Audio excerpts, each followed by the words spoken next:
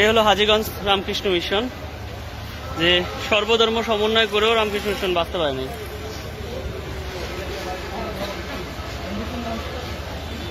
কি ভয়ঙ্কর ভাবে সাম্প্রদায়িক অত্যাচার করছে। হলো রামকৃষ্ণ মিশনের প্রতিমা।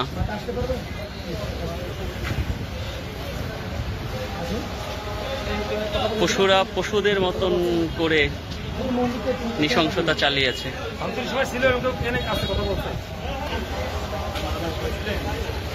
অবশ্য পশু বলা ঠিক না, কারণ পশুরা অনেক বিশ্বস্ত হয়। এটা আসলে মানুষ নামের কলঙ্ক।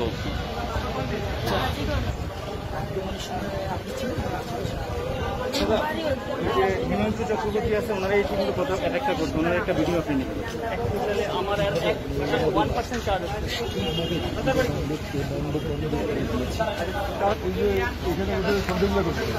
শেষ পর্যায়ে আসছে, শেষ হয়ে গেছে। তখন এই ছিল হঠাৎ করে একজন বাজারে গন্ডগোল হয়েছে, আপনি একটু তাড়াতাড়ি করেন, আপনি তাড়াতাড়ি করেন।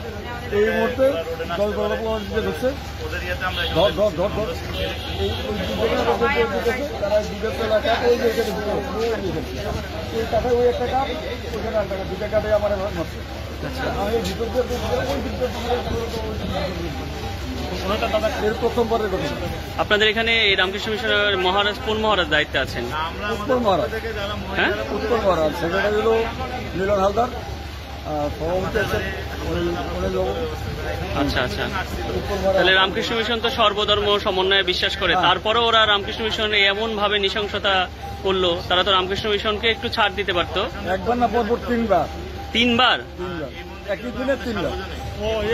তাহলে তো এই সমন্বয় বিষয়টা প্রশ্নবিদ্ধ হয়ে যাচ্ছে না? অবশ্যই প্রশ্নবিদ্ধ হচ্ছে।